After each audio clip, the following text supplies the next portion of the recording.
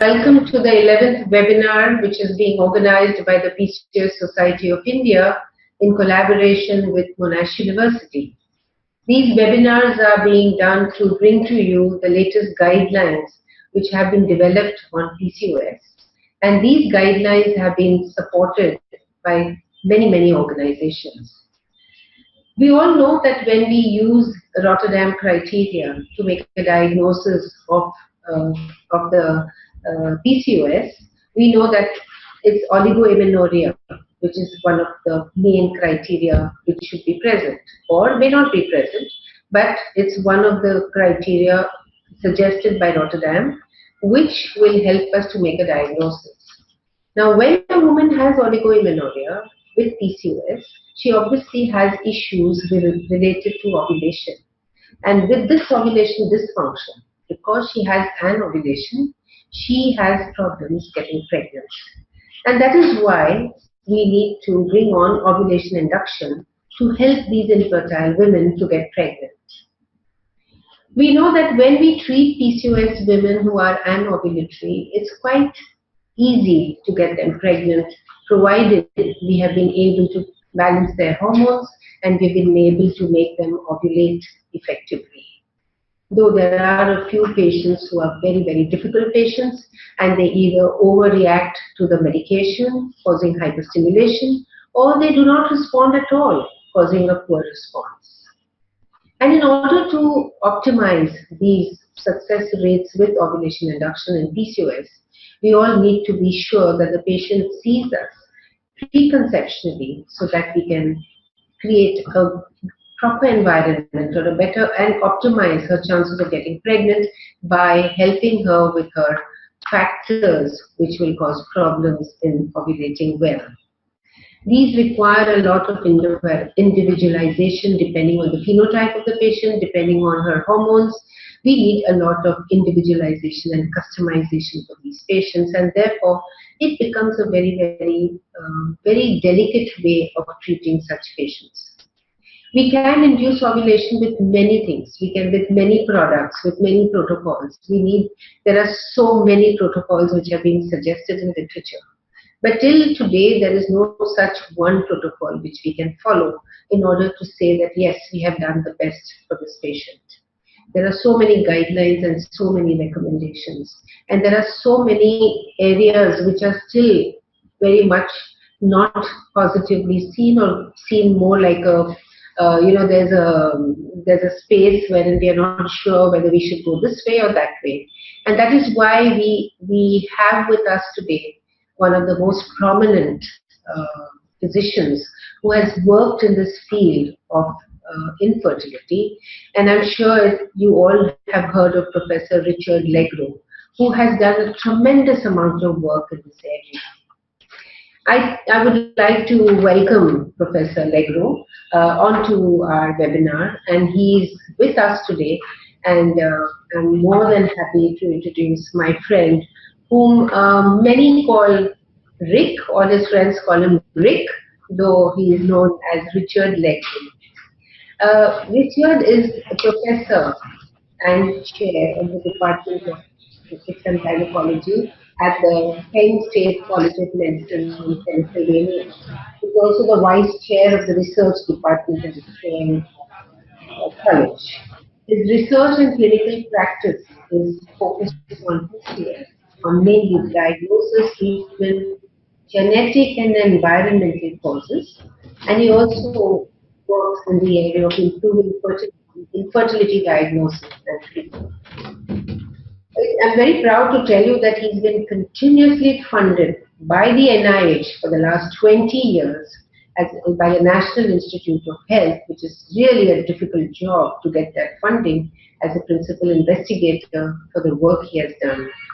He has designed and led many practice-changing trials in the US and China. He has expanded the scope of fertility beyond fertility to even maternal and fetal outcomes of pregnancy, neonatal, and the perinatal period.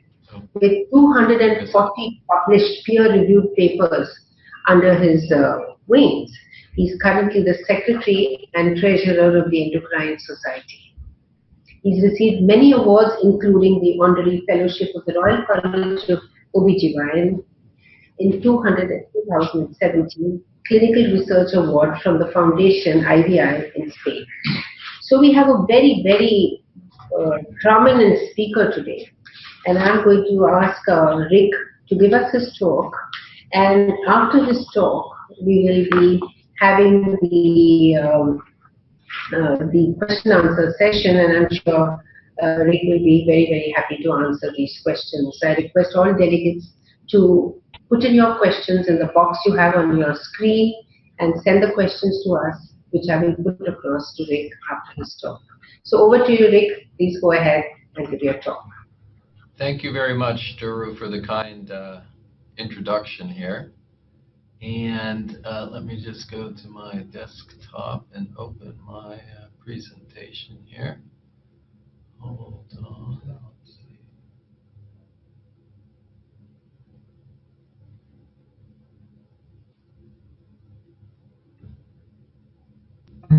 So I'm sharing. Do you see me here? Okay. Yeah. Share your screen, please. Okay. Yeah, that's it. Screen. And let me get my presentation up.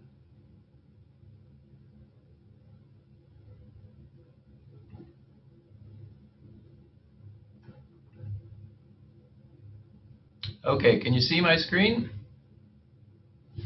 Great.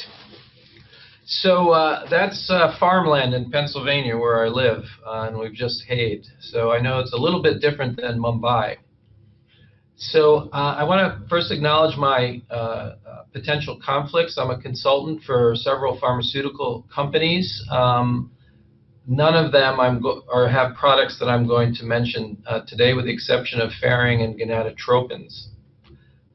Every drug that I talk about, with the exception of clomiphene, for the use of infertility in women with PCOS, is not approved by the Food and Drug Administration of the U.S. And Duru, I do believe letrozole is approved in India for ovulation induction, right? Yes. So we have not achieved that yet in the U.S. So when I talk about letrozole, which I'll be doing a lot, it is off-label. So the learning objectives here are to identify preconception modifiable issues in women with PCOS, discuss the first-line ovulation induction therapy, discuss escalation to second-line treatment with gonadotropins, and I'm briefly going to touch on IVF, because certainly ovulation induction is part of IVF, and then obviously review the current international PCOS guideline recommendations for infertility treatment in PCOS. So I'm going to use this little box here. You'll see that whenever I am quoting exactly from the guidelines. For those of you familiar with the guidelines, the recommendations for infertility are over 2 pages. So I'm not going to go into every specific recommendation, but rather highlight what I think are the key clinical recommendations. So first of all, we know that if a woman with PCOS achieves pregnancy, it's very likely to be a high-risk pregnancy. So this is where we really need preconception to identify issues that will further contribute to risk during pregnancy.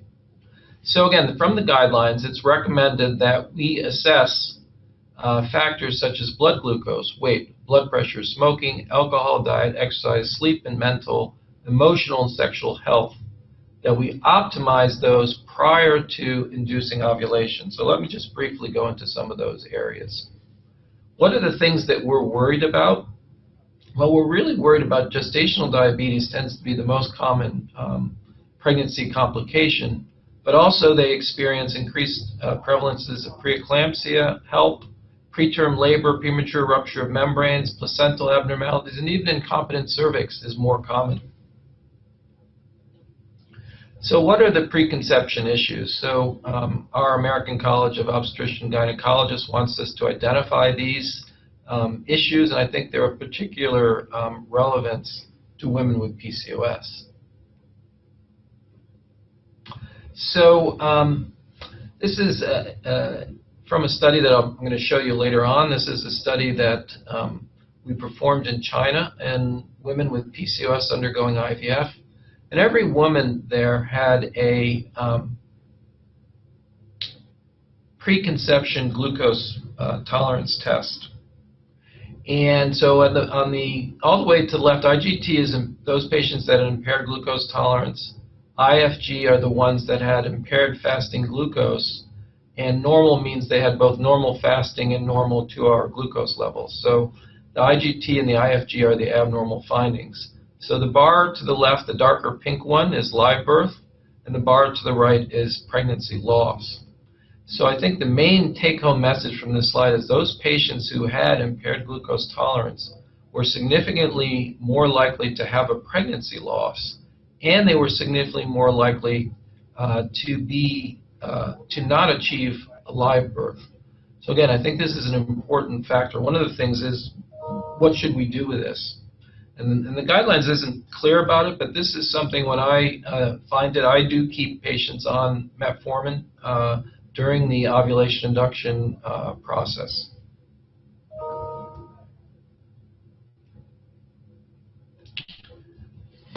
So this is some work that we did in which we followed patients with PCOS in the blue and the control patients without PCOS, and we screened them at 4 points during pregnancy.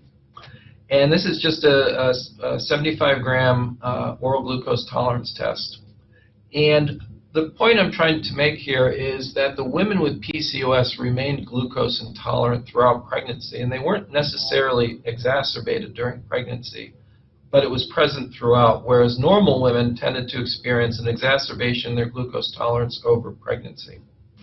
This is important because, again, what it says is those patients with glucose intolerance at the beginning or prior to pregnancy or early in pregnancy are going to continue throughout. So again, how to address that early in pregnancy, I'm not going to be able to provide you the answer for that today, although certainly I am tending more towards using metformin throughout pregnancy for a variety of reasons. Although I will tell you, metformin has not been shown to prevent gestational diabetes, but it has been shown to treat gestational diabetes and to treat it equally as well as insulin.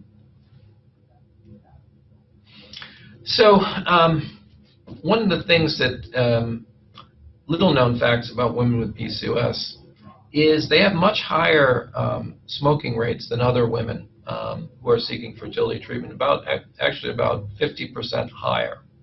So this is from one of the nationwide studies we did, that 40% of women had a history of smoking. And often when you ask some about their smoking history, it's because it's so widely known that smoking adversely affects fertility and adversely affects pregnancy. You often hear someone say, "Oh yeah, I stopped smoking." "When did you stop smoking?" "Oh, a month ago, 2 weeks ago." And I think this is a concern: have they really stopped smoking or not? Also, there's very high prevalences of alcohol use.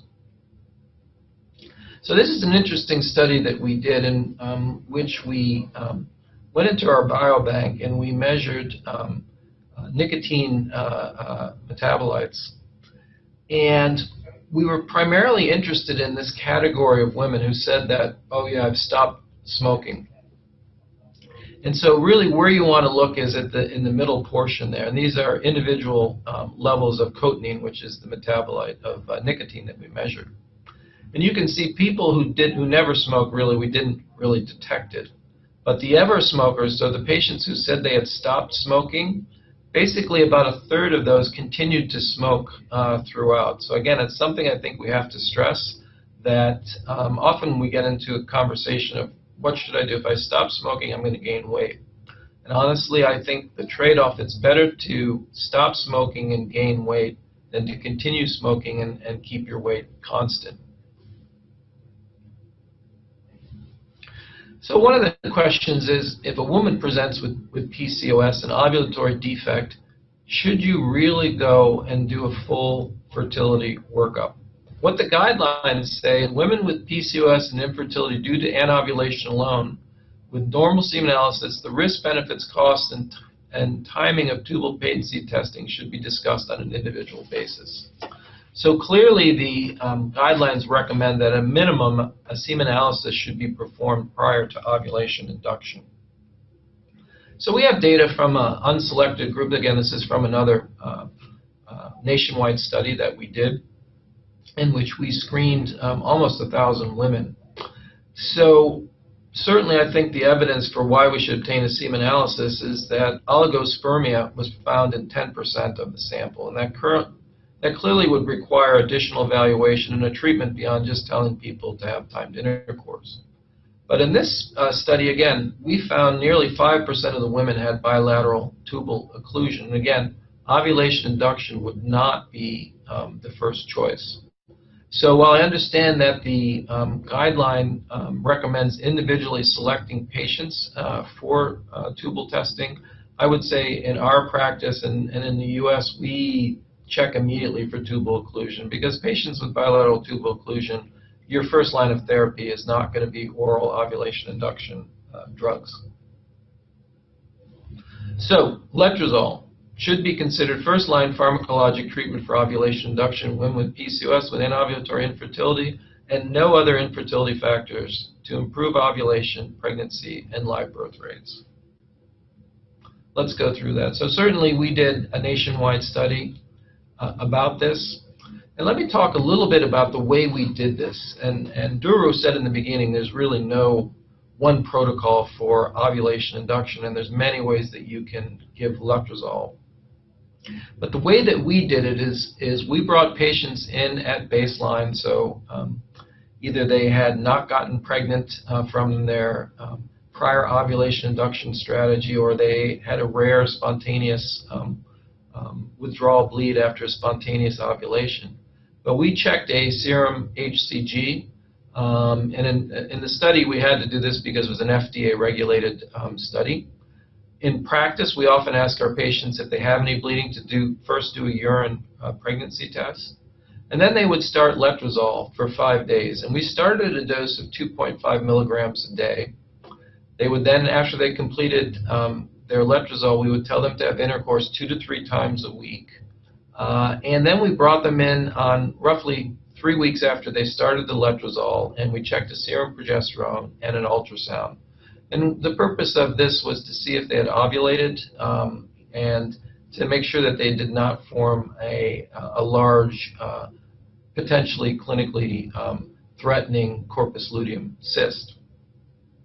If at this visit the patient had ovulated, we would wait their menses and their pregnancy and then repeat the whole cycle again. And we did up to 5 cycles. And we found that we had the same pregnancy rate in every cycle. So we did not hit diminishing returns in this study. In previous studies we've done at 6 cycles, I'm not going to show you that, we did start to see in the 6th cycle some drop-off. And so what does this mean for clinical practice is, be patient. And, the story I often tell my patients is if a woman got married and was having regular periods, you wouldn't after 3 months say, well, let's do IVF. You would tell that couple, that woman and that couple, to keep trying, acknowledging the somewhat challenging fecundity of human beings compared to many of our animals. What would we do at this mid-luteal visit if the patient was anovulatory? We would immediately re-challenge them with the next dose. So we would go then 5 milligrams a day. And then after that, we would go to 7.5 milligrams a day. So again, I just want to, this is part of the principles, and I do think it's critical. Whatever you do, always check a urine pregnancy test first, because when you have women who are either completely anovulatory, i.e. amenorrheic, or oligoovulatory, i.e. oligomenorrheic, you never really know what that means, if it means anovulation or a pregnancy that just hasn't been recognized. And because the drugs we use, and even clomiphene, I think, has some increased risk for birth defects, I think you should always rule out pregnancy prior to giving these drugs. So what did we find in this study where we randomized 750 women to either letrozole or clomiphene? We found nearly a 10% absolute increase in live births with letrozole compared to clomiphene, and roughly a 40% improvement. And again, that's pretty convincing numbers for going with letrozole for first-line treatment over clomiphene. The interesting thing that we found also is that when we did a tertile analysis by BMI, because there was always a suspicion that letrozole really only works in obese patients. I think what this shows is that the trend is there for every tertile of weight that letrozole is superior to clomiphene. And I think that is very relevant to your patient population in India, who tend to be thinner than our patient population in the US. So this is the per cycle ovulation rates, and one of the things you'll notice is that in cycle 1, all patients received 2.5 milligrams, whereas in cycle 2, those patients who hadn't ovulated went up a little bit, could go up to 5 milligrams. And we have never done a dose ranging. By we, I mean us, and our profession has never really done a dose ranging study for the optimal first dose of letrozole. But we still start at 2.5 milligrams because we still see a good response rate. And one of the things that does appear to be associated with multiple pregnancies is higher doses of letrozole. And there's actually a case report out there of triplets with letrozole, and it was at a dose of 7.5 milligrams. I don't know what they started with, but I think in terms of patient safety, we're better off starting low and going high than starting high and staying high. And again, I think one of the important things we look at is not only if they ovulated, but what's the quality of ovulation. And we really determine the quality of ovulation is, did the patient get conceive? Was it a singleton pregnancy? Was it a live birth? And I think for almost all of those, it's highly significant, about a 30% improvement of letrozole over clomiphene if you ovulate. So the quality of ovulation, when you control for patients who ovulated, is better with letrozole than with clomiphene. So subsequently, since we've done this, the Cochrane systematic review actually showed a slightly higher odds ratio of pregnancy with letrozole than our individual trial, so about a 60% increased risk. And I'm going to talk a little about multiple pregnancy, but we don't have enough data from the meta-analysis to make a conclusive judgment about the relative risks with letrozole and clomiphene, although they appear to be less with letrozole. Adverse effects during treatment with letrozole compared to clomiphene is hot flashes are more common with clomiphene, fatigue and dizziness more common with letrozole. So here's the multiple pregnancy data from our study. So it was nearly a double increase in multiple pregnancy with clomiphene over letrozole, and our rate was under 4%, whereas it approached 7% with clomiphene. So again, I think this is important information, and certainly from a public health perspective. And you can imagine in India, given your widespread use of letrozole, that getting patients to conceive on letrozole would markedly decrease the multiple pregnancy rate and all the morbidity, perinatal morbidity and mortality that are associated with multiple pregnancy. I think I want to address the congenital anomaly rates because I think what I can say is that the initial suspicion that letrozole contributed to higher anomaly rates had not been supported by data. They were only really supported by, I think, fear and bad data. But the prospective data suggests that the anomaly rates with both letrozole and clomiphene are comparable, and that the rates are what you would expect, almost mirroring normal pregnancy anomaly rates.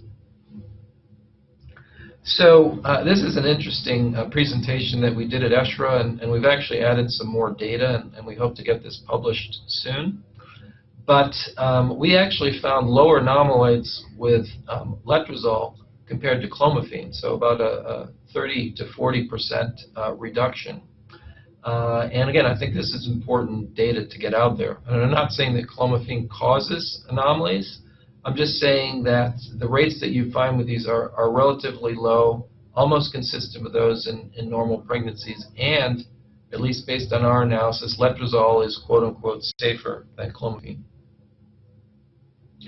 The reason why I say it's almost normal rates, this is really a classic article from Australia, and they were able to use their birth registries to identify rates of all anomalies. And in that population, they found in patients who used infertility treatment that the overall anomaly rate was 8.3%, about 30% higher than patients who conceived without infertility treatment. And again, you're looking from our data, very low anomaly rates, so for under 4% with letrozole and under 7% with clomiphene. So the last bullet is the one that I want to highlight here. No peer-reviewed data have ever demonstrated a higher anomaly rate or a pattern to anomalies occurring after conception with letrozole. And we've published in our studies of letrozole, we've published in our supplementary appendix every anomaly. And the FDA required us for our 2 studies to actually have either a geneticist or developmental pediatrician who could identify what the anomalies were and classify them. And it's basically random in terms of which organ system is affected, much as you see with normal reproduction. So why is letrozole better than clomiphene? And I think this mirrors why a frozen embryo transfer in women with PCOS is better than a fresh transfer. And as I'll show you, the frozen embryo transfer in women with PCOS has higher live birth rates, lower pregnancy loss rates. And really what we see, and so what we did in this study is that we obtained the blood that we obtained at the mid-luteal visit. We also ran for a variety of parameters. We also did an ultrasound, and we did a natural follicle count, and were able to match that with AMH. So what happens with letrozole relative to clomiphene? Well, on letrozole, patients have lower antral follicle counts, lower AMH levels, endometrial thickness is lower, decreased on letrozole, and that's against the hypothesis. Estradiol is decreased, hyperandrogenism is decreased, and progesterone level is increased on letrozole. So what does that translate to in terms of numbers? Well, you can see that clomiphene, compared to clomiphene, if you can look at the difference between baseline and mid-luteal, has a significant increase in estradiol. Whereas if you look at the letrozole group, we have just a very modest increase in estradiol in the mid-luteal phase, whereas we have a significant increase in progesterone. So I think we're getting a much better, i.e. a much more physiologic progestin to estrogen ratio at the time of implantation. One of the things that we found in our studies is that, so why is it good that you reduce your antral follicle count? Why is it good that you reduce your AMH? Well, the higher the level, the more likely patients are to be non-responsive to first-line therapies. So high AMH is actually a negative predictor factor of response to treatment. And we did this both in mean serum AMH and also when we normalized the AMH level to the follicle count that we obtained in the mid-luteal phase. You can see that the lower your AMH is, either absolutely or per follicle, the more likely it is you're going to ovulate in response to treatments. So again, I think the only thing that's a little bit of a shock from our study is letrozole did not give a thicker endometrium than clomiphene, but it didn't really affect things. And we've done a lot of predictive, what are the predictive markers in the mid-luteal phase of pregnancy? One of the things is endometrium never comes into it. And I know we spent a lot of time doing it, something we can measure, but I think at least in terms of judging it as a parameter to predict response, i.e. pregnancy, in women with PCOS undergoing first-line treatment, I wouldn't hang my hat on it. Let's talk a little bit about what the guidelines say. So it says metformin could be used alone in women with PCOS with anovulatory infertility and other infertility factors to improve ovulation, pregnancy, and live birth rates, although women should be informed that there are more effective ovulation induction agents. If metformin is being used for ovulation induction in women with PCOS or obese with anovulatory infertility and no other infertility factors, clomiphene citrate could be added to improve ovulation, pregnancy, and live birth rates. So let's just review a little bit of the data of both metformin alone, as in the first recommendation, and metformin in combination with clomiphene for obese women. So here's metformin alone. This is from another study that we did. This was 6 cycles of ovulation treatment with either clomiphene citrate, metformin, or the combination of the two. And you can see that metformin does have some pregnancy effects, but it's only about a third or a fourth as effective as adding clomiphene. We did a post hoc analysis in which we wanted to look at what was the effect in obese women.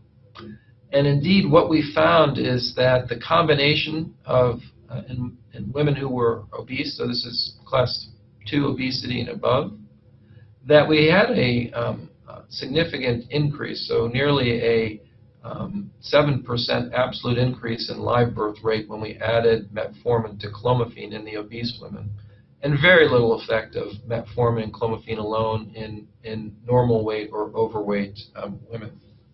And again, that finding's been replicated by a number of other studies. This is a nice study from a multi-center study in Scandinavia. And what they did is they randomized women to metformin or placebo. And for the first 90 days, all they got was metformin. And after that, they could go ahead with IVF, ovulation induction, gonadotropin therapy, whatever they wanted to use. And really where they found the benefit was primarily in the obese women. And the benefit really kicked in, as you can probably see. Let's see. I'll use my mouse. So if you look at the slide, this is where other infertility therapy kicked in. They kept metformin going across this. And once they added other agents to metformin, they significantly improved and separated from those groups that had been on the metformin placebo. So again, I think this is an important finding, and I think the guidelines really support metformin as an adjuvant agent in women who are obese. Generally, though, I think metformin alone is, compared to our other treatments, is more of a break. You have lower ovulation rates, lower fecundity per ovulation, lower multiple pregnancy, higher implantation lot, and lower OHSS. So compared to other treatments, I think it's more of a break than a stimulant. And I'm talking about using it alone. So what do we say about gonadotropins? So gonadotropins could be used as second-line pharmacologic agents in women with PCOS who have failed first-line oral ovulation induction therapy and are anovulatory and infertile with no other infertility factors. So this is really the second-line therapy. Here's an example of a nice study that Professor Hamburg did, in which he randomized patients to gonadotropins versus clomiphene as first-line therapy, and really found, although the gonadotropin arm was better, it wasn't significantly better, and he got similarly good response, and very low cancellation rates and very low multiple pregnancy rates. What's the best way to give gonadotropins? This is, I think, probably the best study on it, which is, the two theories were a step-up protocol or a step-down protocol. The rationale behind a step-down protocol was to start high, recruit a bunch of follicles, and then reduce gonadotropins as you would get in a natural cycle, and allow the dominant follicles/follicles to survive on the lower doses and the other follicles to disappear. Another theory, and the one that I think is most commonly used, is a step-up protocol, and that's used to avoid excessive recruitment of the multiple antral follicles and to increase slowly to try to develop only a few follicles. And the result of this treatment is that we got many more monofollicular development with the low-dose step-up protocol. And you also significantly reduced by almost 6-fold the rate of ovarian hyperstimulation syndrome. So I think this has really become a standard therapy for ovulation induction with gonadotropins, is to step up the dose very slowly. At least the way we do it is we increase the dose every 10 to 14 days and usually only go up by 37.5 units with each incremental increase of gonadotropins. So again, I don't have this exact same data because I don't have comparable data like Professor Hamburg, but this is just in women with unexplained infertility. when we randomized them to gonadotropin, clomiphene, and letrozole, not surprisingly, we got a 3- to 4-fold increased rate of multiple pregnancies on gonadotropins. And I think, especially in women with PCOS, that remains a concern. I think, having a willingness to cancel multiple follicular development cycles with gonadotropins has to be part of our strategy. So this is, I think, a clinical question. The guidelines didn't really weigh in on this, but I'm going to weigh in and give you my 2 cents. And there's always this idea that you always need to start with a fresh lining in women with PCOS, so you induce menses with a progestin prior to start of therapy, or also if they remain unresponsive. And I don't think there's really any evidence for this. And so we did a post-hoc study in one of our studies. So this post-hoc study has thousands of cycles and about 700 women in it. And what we did is we looked at live birth, which is the blue bar, and then fecundity, so live birth per ovulation in women who had had a spontaneous menses before introducing drug, those who received progestin withdrawal, and those who we did nothing on and just went straight to medication and ignored the lining of the uterus. And as you can see from this, is the patients who did best and had the highest live birth per cycle and the highest live birth per ovulation are those patients we didn't intervene, in which there was no iatrogenic induced progestin bleed. I think that's, as we find in a lot of medicine, a lot of things we do that make sense actually can have some potential harm. And so I always just go straight to inducing ovulation. And again, this doesn't include patients who have a polyp or have an endometrium suggestive of hyperplasia or other abnormality. That obviously needs to be diagnosed and addressed first. But for the average patient with no suspicious findings on ultrasound, I think you can skip the progestin prior to ovulation induction. We similarly showed this in the IVF trial I'm about to get in. And in this trial, patients underwent a variety of ways to start the IVF cycle. Either they had a spontaneous menses, they had a progestin-induced menses, or they had an OCP-induced menses. And really what we found is that the OCP actually was a little more harmful, and the fresh transfer rate fell significantly. But once you let the OCP wear off and you did a program cycle for your FET, you had a restoration of live birth rates to what we had after spontaneous menses. So again, I think it's further, again, these are both post-hoc analyses from 2 studies, but I think further data that we don't really need to induce a menses before starting infertility treatment. I think there's been a lot of talk out there that do women with PCOS, are they more likely to lose pregnancies than other women? Well, I think the loss rates are comparable to other infertile populations. And I think part of it is just the way that we screen patients who are undergoing infertility treatment. We know almost immediately from when they conceive, and we know what happens from there on. So we capture all these biochemical pregnancy losses, these other very early first trimester losses that are really not found in the regular population who's not testing their urine every day for HCG. So what are the rates that we found in our studies? So the first 2 are PCOS studies, and both had clomiphene. The first one had metformin in the combination of the 2, the second one letrozole. What was our pregnancy loss rate in first trimester? And that means really from conception onwards. So it's really always been around 20 to 30%. The highest rate we ever saw was with metformin alone. I think the good news that we can take from this is that once we see a intrauterine pregnancy with a heartbeat, we have very low pregnancy losses, so well under 5% in women with PCOS, very comparable to the women with unexplained infertility. So I think that's reassuring data. This is another interesting post-hoc study that we did is again, women with unexplained infertility are more likely to have a tubal factor and thus are more likely to have an ectopic. But we found that women with PCOS had nearly a 60% reduction in their rate of ectopic pregnancies compared to other women. So again, I think, so they're protected against ectopic pregnancy. That's a good thing to remind women with PCOS with pregnancy loss, relatively protected.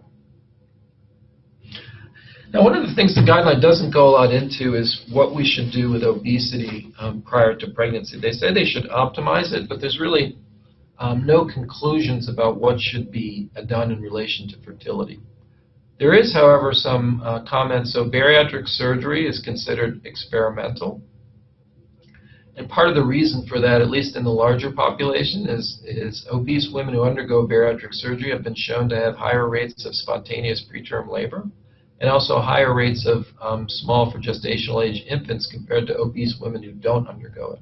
So the idea that bariatric surgery is a cure-all for all perinatal morbidity is wrong. We wouldn't have believed it unless we saw the data, and this really came from Scandinavian registry studies have documented that. Similarly, pharmacologic anti-obesity agents should be considered an experimental therapy. There's no evidence that giving these prior to pregnancy or certainly during infertility treatment increases chances for either pregnancy or better outcomes during pregnancy. This is a study, I think, that did very much influence these guidelines. It came out around the time the guideline was being developed. It's a Dutch study. It's called the Lifestyle Study. And in this study, this included women with PCOS. Actually, there were about women with ovulatory problems were about a third of this study group of nearly 600 women. And they were randomized to either 6 months of a lifestyle intervention and then had up to 18 months of infertility treatment. They lost significant weight during it. The other group were allowed to go straight to infertility therapy for 24 months. And the goal is to see what was the singleton live birth rate at the end of this 24-month period. And again, they did common sense things. They wanted patients to lose weight who were obese. They provided them with coaches and dietitians who could help them do this lifestyle intervention. And again, just to give you an idea, the goal of this was that the cohort with the lifestyle intervention that 100% would achieve 5% loss of body weight, and only 38% achieved it. But you can see also, compared to no treatment at all or immediate fertility treatment, none of the patients experienced a significant loss of body weight through their own efforts. This again is the shocking news, because the hypothesis was that you'd have better outcomes. But in the intervention group that had undergone lifestyle therapy, and unfortunately that wasn't the case, actually the control group that went straight to infertility therapy had a significantly higher chance of live birth. And again, I think that's something we need to counsel our patients about, that if you're taking time off to lose weight, you're less likely in the long term, in this case 24 months, to achieve a baby, which is the ultimate goal. I want to just take a little bit about IVF and PCOS, because I think it is relevant to ovulation induction. And one of the things is a gonadotropin releasing hormone antagonist protocol is preferred in women with PCOS compared to a agonist cycle. One is it reduces the duration of stimulation, it lowers the total gonadotropin dose, and most importantly, it's been shown to lower the incidence of ovarian hyperstimulation syndrome. We did a randomized study and trial that I referred to, and we did use a gonadotropin antagonist protocol was used universally in this. So I can give you an idea of what some of the complication and risk-benefit ratio of such a protocol is. So what we found is a significant higher live birth rate with a frozen embryo transfer compared to a fresh. So about a nearly 20% increase rate.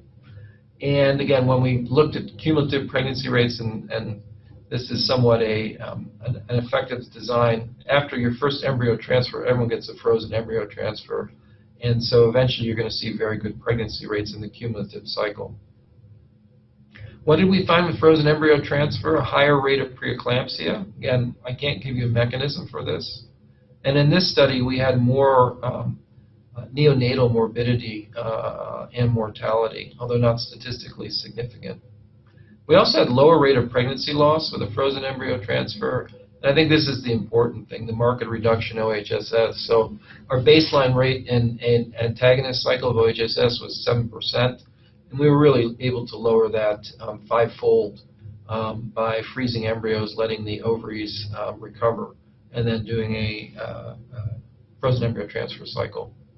And we had increased birth weight, and that's 162 grams is a fairly significant increase with frozen embryo transfer. We've gone on and done a number of trials, including in both ovulatory women and the anovulatory women with PCOS. And I think the general conclusion and what I want to put up there, I do think that the benefit of elective freezing of all embryos is probably more pronounced in women with PCOS, i.e. high responders, than in ovulatory women who have a broader range of responses. So let me summarize. I think we want to minimize obstetric risks as much as possible preconception. Letrozole is the first-line therapy for ovulation induction. Addition of metformin may be beneficial in women with obesity. Gonadotropin therapy for ovulation induction holds an increased risk for multiple pregnancy. And elective freezing therapies during IVF allow for improved outcomes in women with PCOS. And I just want to acknowledge many of the study groups that I've worked with have done these studies. And finally end by thanking all the patients who did this. And Duru, I'm now open for any questions you may have.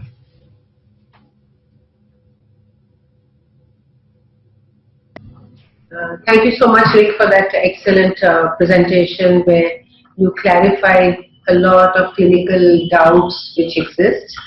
And I think if we set the ball rolling with the questions, Okay. while the questions come in, we will. I'll ask you a few questions which probably will clarify even more what we were discussing earlier.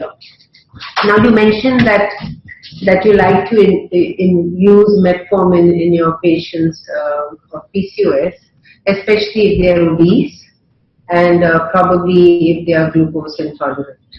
So would you like to use it for any other indication, or would you just individualize it to only these patients? Yeah, so first of all, I think any patient with impaired glucose tolerance, and not all of those are obese, should be placed on metformin for the duration of their ovulation induction. And then I think you can have the conversation during pregnancy that there's no known anomaly or pregnancy risk to metformin, but there's also not clear benefit. In the patients who are obese, I still start with single agent alone, so letrozole and then clomiphene, and then we get to the issue, if they don't respond well, of adding metformin. But I don't routinely put every patient who's obese on metformin and start drug. One of the studies that we wanted to do that we have not been funded for yet is to do a randomized trial, placebo-controlled trial of letrozole plus placebo versus letrozole plus metformin in obese patients to see if they have a better first-line response. And so, Duru, I hope to do that. That's a study I've got a protocol. I just need to get the money from our government to do it. So I haven't given up yet. But I think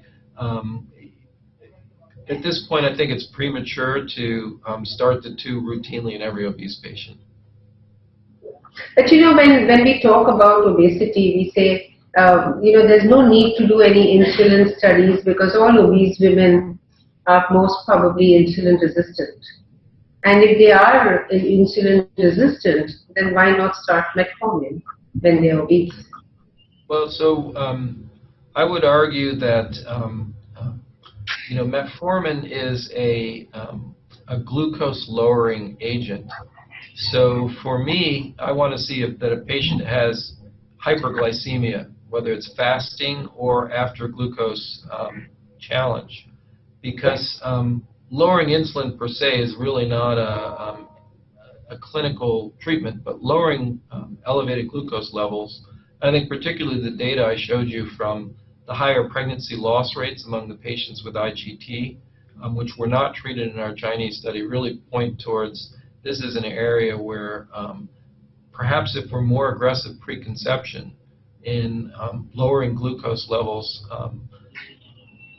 we may get better birth outcomes and better pregnancy outcomes. Certainly lower pregnancy loss rate in and of itself would be a a worthy goal if metformin could achieve that prospectively. Okay, so you would limit it to those who have either an impaired glucose tolerance test, or if they were obese, you would do it only after you have already used clomiphene and letrozole and not got results, and then you would add the metformin. Am I right? Yep, that's correct.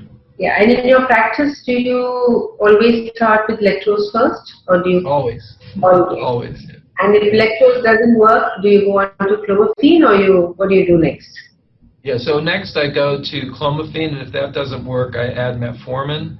And then, we're probably at, again, you have to individualize treatment, so I'm not doing this in somebody who's 35 years old. Most of my patients are in their, like yours, probably early 20s. So, part of it is just counseling. Let's try to do this slow and easy, but you always have to respect patients' wishes. If they want to accelerate up the ladder, we'll accelerate up the ladder.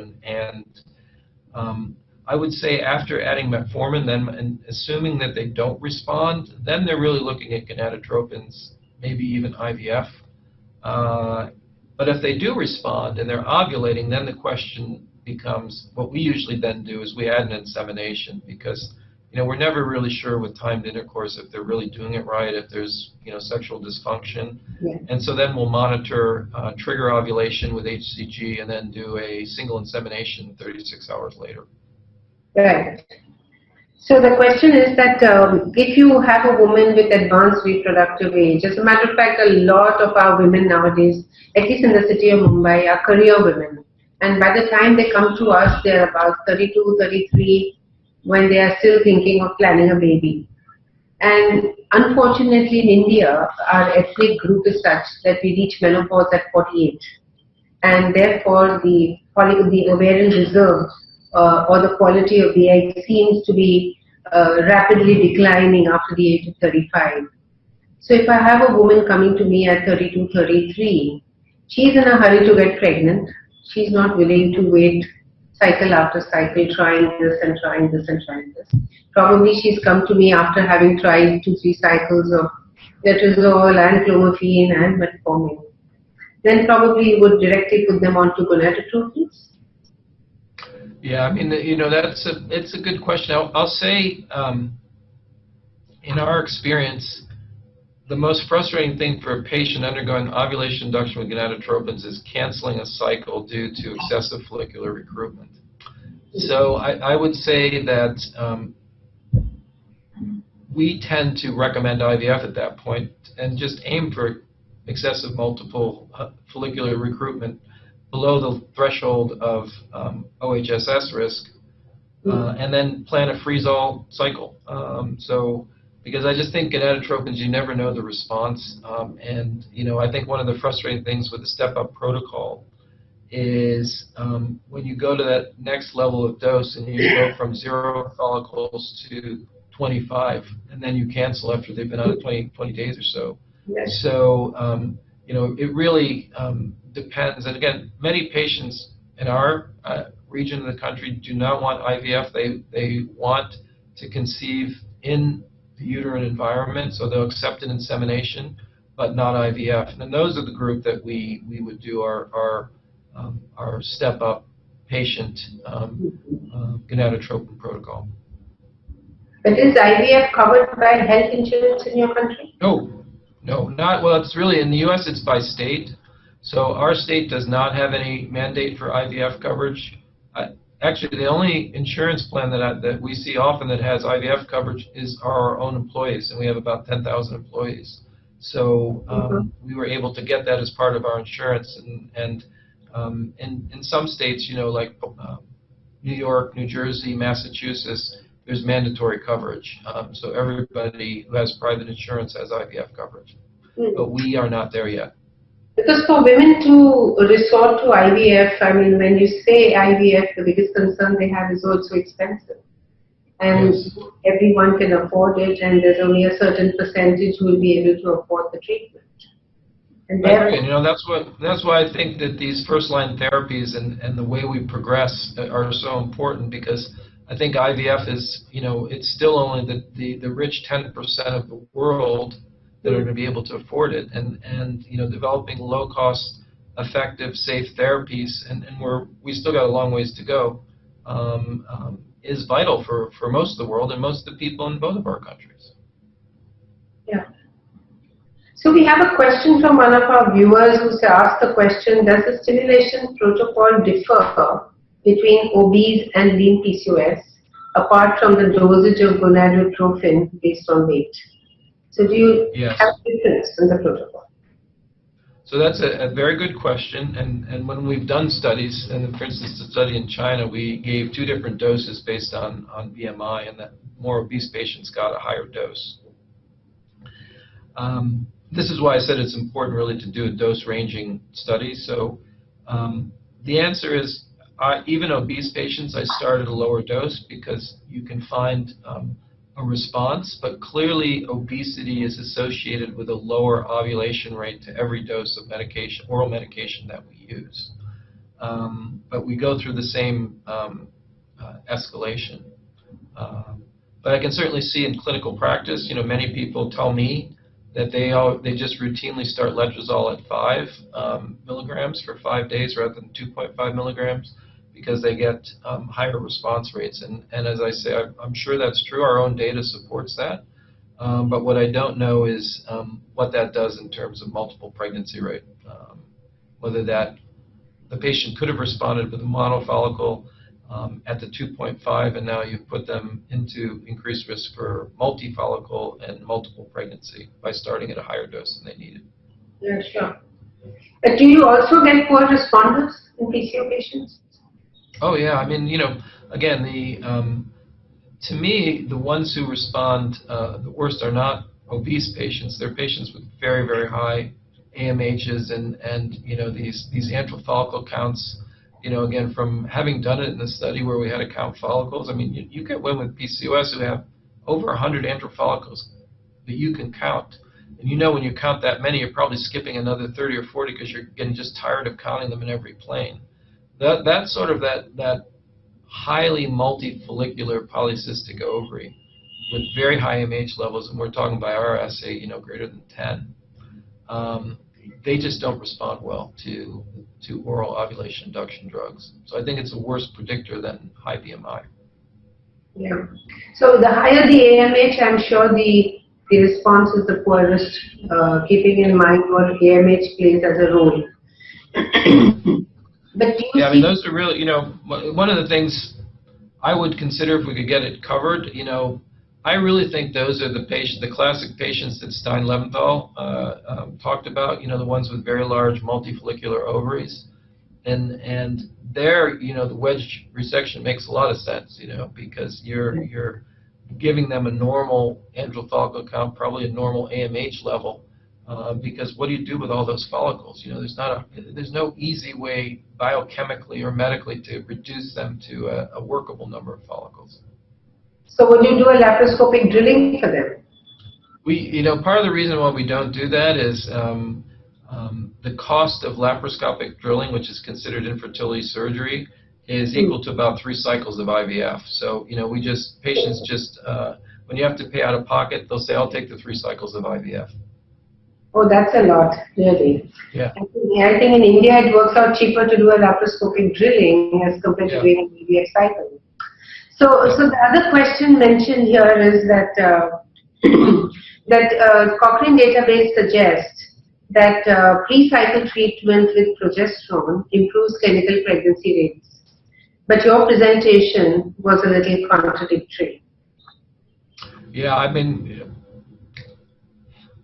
I'm not familiar with the quality of the data that did that. There's only one randomized trial of progestin withdrawal bleed or no progestin withdrawal bleed that I've seen. It was a multi-center Canadian trial that was published in a Canadian journal, but and it was underpowered and they didn't complete it, but their preliminary findings completely supported ours, that the women who received progestin withdrawal prior to ovulation, these are women with PCOS now we're talking about, women who received progestin withdrawal had lower pregnancy rates than those that just went straight to ovulation induction. So, yeah, but women with PCOS who have oligomenorrhea may not menstruate for 2 months, 3 months. then when you need to bring on a withdrawal and start with their cycles, what would you prefer to use? Now, I guess I would argue that I don't know if I can give you a comparable situation, but it might be primary ovarian insufficiency, where women have spontaneous resumption of ovarian function and get pregnant, despite the fact that their lining, at least the base layer, has probably been sitting around for years at a time. So I don't think there's any evidence that that a fresh lining is better than an old lining. I think the evidence is if you have a good hormonal preparation of that lining, as frozen embryo transfer in women with PCOS suggests, you're going to get a good pregnancy no matter how old that lining was when you hormonally prepared it. Mm-hmm. So you would start any time in the cycle with the stimulation? Good. Yeah, I mean, we would do a baseline ultrasound and just make sure they haven't ovulated, which is rare. Sure. But start them right away and not induce withdrawal bleeding. Mm-hmm. Okay. So that's a good suggestion. And the other question is about whether you would ever use dexamethasone in patients who develop luteinized unruptured follicles. No, I don't think there's any evidence for dexamethasone in women with PCOS. Any medical or infertility indication, I don't think it's ever been shown to be beneficial. And I certainly wouldn't give it to anyone that has impaired glucose tolerance, because you're just going to send them to type 2 diabetes. And the other question is about metformin being used as an adjuvant. Is there any limit on your dose, or how do you decide what dose to give to a patient? So again, I go with the dose ranging studies that have been done primarily in women with type 2 diabetes, which is 2,000 milligrams a day. Can either be in divided doses if it's immediate release, or one dose for extended release. I find even with extended release, patients do better with twice a day dosing, at least in terms of GI side effects. So the dose I try to achieve is 2,000. But does every patient achieve 2,000? No. But if they can tolerate 1,500, I'd do that. I think anything 1,000 I'll do. If they're only doing 500 a day and that's all they can tolerate, I don't think it's doing much. So I do think the minimum dose is probably 1,500 and the recommended dose is 2,000 milligrams a day. Okay. And then there are patients who can't tolerate the medication. They have a lot of symptoms, nausea, etc., flatulence. Have you ever used inositols for such patients? Used what? Inositols. Well, the answer is no, but I actually have a study that's been starting up now with a combination of dechiromyoinositol, I think very similar to what you have in India. It's going to be a double-blind, placebo-controlled study, and I just found out yesterday, our medication's coming October 31st. We're going to start it then. I'm very interested in it. I know you guys use it a lot there, so. But I will only have used it in a study situation, and that will probably take a couple of years to do. So you should probably tell me about inositol clinically, since you have more experience than I do. Yeah, it's about. I think it looks promising. I think it looks promising. So tell me what you think of it. Yeah, we need to get a lot of studies done. I think the double-blind trial will give us a lot of information. When do you expect it to start and end? Well, we're actually doing a dose-ranging study first, and we're using both lower doses available commercially and higher doses available commercially to see if we can get really a dose response, and we're going to follow androgens, glucose, and ovulation in the study. It's not a pregnancy study. It's more, what does it do reproductively and metabolically. Okay, all right. Another question coming is, if you have a PCO patient who's got a raised LH on day 2, how would you manage that patient for ovulation induction? Well, so we have never either clinically or in studies measured LH throughout the cycle. We do it at baseline, but we have not looked at it even in the luteal phase. So I don't really have a lot of judgment about what to do about a raised LH. I think, so I'm going to have to defer to people who use it and what they get from it. No, it's day so 2. Day 2 LH. It's a basal LH. Yeah, no, we don't. So again, in all of our studies, we've never, when I say baseline, we do it prior to randomization. So we get what they are at baseline, but we don't use it in a cycle at all, in an ovulation induction cycle. So I couldn't even comment on what I would do with that. So you would just ignore it and not do anything about it? Yeah, I mean, again, it's not our, we don't routinely measure LH for any ovulation induction, any IVF, or anything else, and again, I know many groups do, but I don't know what to make of it. All right. That's, there are some more questions here. Just give me a minute. Do you ever use gonadotropins for ovulation induction in IUI cycles?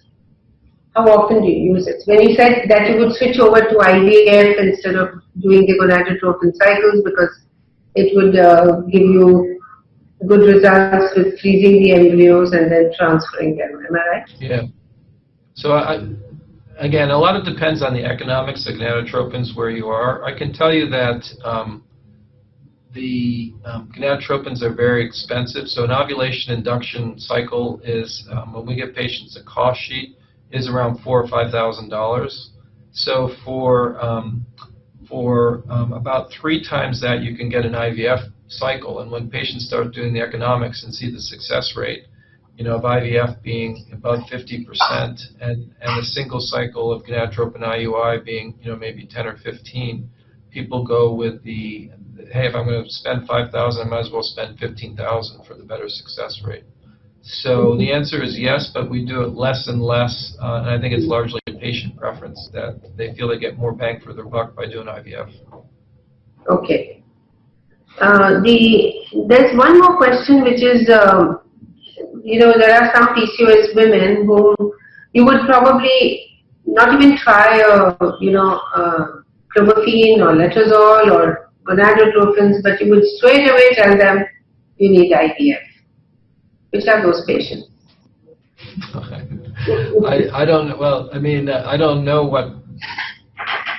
The only patient I could think like that would be a 40-year-old with a history of IVF who now has a history of PCOS, who now has an AMH of less than 1.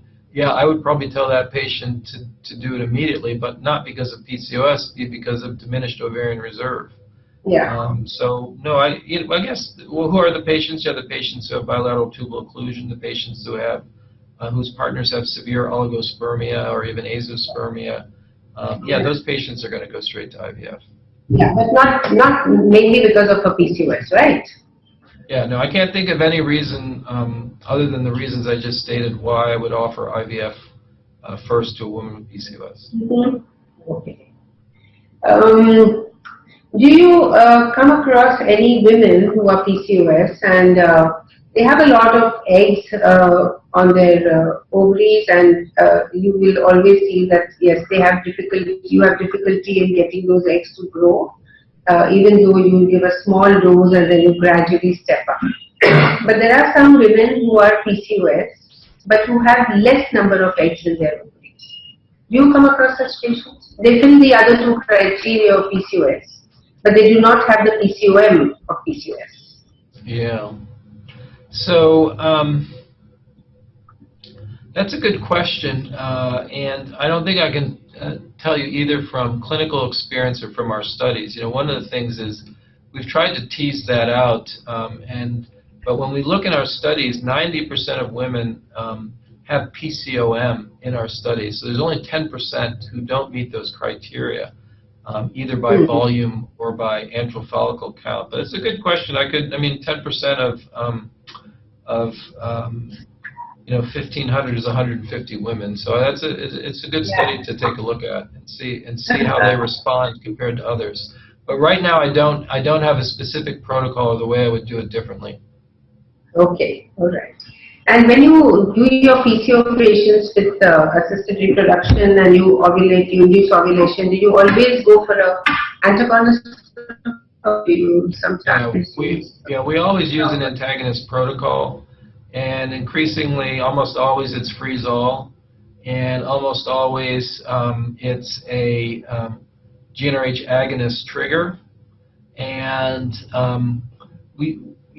the big debate for us is whether we should add some HCG, which we do routinely, I think, with other groups of patients. But I'll give you an example. We had a patient yesterday who, with PCOS, PCOM, very, very good response, very high estradiol levels, and we didn't want to give her HCG, so we just gave her a agonist trigger, and we're bringing her in today, and we're checking her LH and progesterone to make sure both are markedly elevated. If they're not, we're going to redo the trigger and add some HCG, but never more than 1,500, maybe even 1,000 units. So we'd rather go 2 days of trying to trigger with as safe as possible than to ever use HCG alone as a trigger in such a woman. So antagonists, preferably Lupron only trigger, but HCG at very, very micro doses. Okay. But do you find that with your agonist trigger, there are many times that a patient doesn't ovulate? Yes, that's why we bring them in the day after, and we make sure that LH is up and progesterone is up, and then, the day after that. So we bring them in 12 hours after to make sure that LH and progesterone are heading up, and if not, we re-trigger. Because, we've been down that boat, as everybody has, that they don't respond, and you do retrieval, and there's nothing there. You're not getting any eggs. Yeah. The other thing I read recently was that there's an oral antagonist going to be available, or is it available? That what? Oral antagonist. So there is in the U.S. There's a it's primarily an antagonist that is available, an oral one. I'm not aware that they've done the studies for ovulation induction because it's a mixed agonist-antagonist. It's been approved for the treatment of endometriosis, and they're actually studying it now for fibroids, and they also have a study approved, FDA approved, it's about to start. In fact, we're a site for it. And again, this is AbbVie and all knowledge of conflict, and I'm a consultant for them on this product and this study. It's not for fertility right now, it's just for the general treatment of PCOS. Okay, all right. So I'm glad, hopefully we should be able to use it sometime in future. It will be easier on the patients. Yeah. And there's another question is about that you must have had women who have undergone bariatric surgery before they got pregnant. And we read literature which talks about, the complications which could occur, and with IUGR and fetal malnutrition, undernutrition, etc. Have you come across any such patients in your practice who have undergone bariatric surgery and then pregnant? Yeah, I mean, and it is a concern, and yes, I have. And part of it is they get pregnant, and then we don't always track the outcomes exactly. Exactly. One of the things in response to the data that I've seen is, my hypothesis is that it's probably a malabsorption issue, and that these women should probably be supplemented during their pregnancy for the additional nutritional needs. But I'm not to the point where I could tell a patient what to do, what to supplement with, how to supplement. I think that's something that should be addressed, and that they should have that discussion with their bariatric surgeons and the nutritionists. What should you do when you're pregnant? Now, what's interesting from at least the Swedish data is there was not the break between when you had the bariatric surgery and when you delivered didn't affect the chance of any of the adverse outcomes. So it happens at any time after bariatric surgery. So it's not that, as people surmise, that they were getting pregnant during their time period of exponential weight loss, because usually weight stabilizes 6 months after the bariatric surgery. It still occurred in patients whose weight had stabilized after bariatric surgery, and they were just further down the road. The other thing I can say is that these data were primarily based on what's called the Roux-en-Y gastric bypass, in which there is a rerouting of the gut. They have not yet showed comparable data for what's the vertical sleeve gastrectomy, which is basically just turning the stomach into a tube, which is now the most common procedure. So it may be that without the rerouting and the effect on the GI tract, appetite, etc., you might not get this with what we call a VSG, vertical sleeve gastrectomy. Right.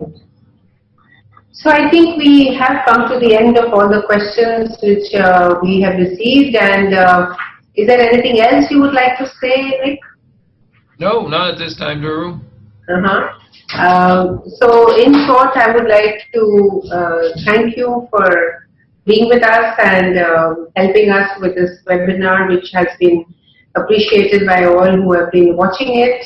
And we hope to see you again whenever we do invite you again. And we have a wonderful program. And now we all look forward to being at ASRM, and hopefully we will meet you there. And I would like to also take this opportunity to just share my screen, please. I would like to take this opportunity to thank all our delegates who have been online with us, and our collaborator, Monash University, for having collaborated with us and giving us this opportunity to discuss the guidelines with the people who have been responsible in creating these guidelines. Our speaker today, of course, Professor Richard Legro, who has been very kind enough to take his time off and give his time to us and his expertise, and our online delegates and USV for their logistic support. I also want to introduce to you this conference which is coming up in November, on the 9th and 10th of November, which is with the International Society of Gynae Endocrinology. And this conference is on PCOS, and puberty and adolescence is a topic of interest. And I ask all of you to look at the program and then register for this wonderful meeting, which is a 2-day meeting, which is a certified course on reproductive endocrinology by the International Society of Gynae Endocrinology, and the next day will be on clinical dilemmas in adolescent PCOS. We also have another webinar coming up with in collaboration with the Beach Candy Hospital, and this is on advances in infertility management, and the topic being male infertility, double trouble. So this program is on 11th of September, same time, 7:30 to 9:30 p.m. in the auditorium of Beach Candy Hospital. And we have many andrologists speaking and some IVF experts. So register online and be available for this webinar, which is going to be totally free of cost to all of you, just as this particular webinar has been. And as a matter of fact, Rick, we will be posting today's webinar after it's edited onto the PCOS Society website, and it will be archived there for all those who missed today's opportunity, and they could view it over there later.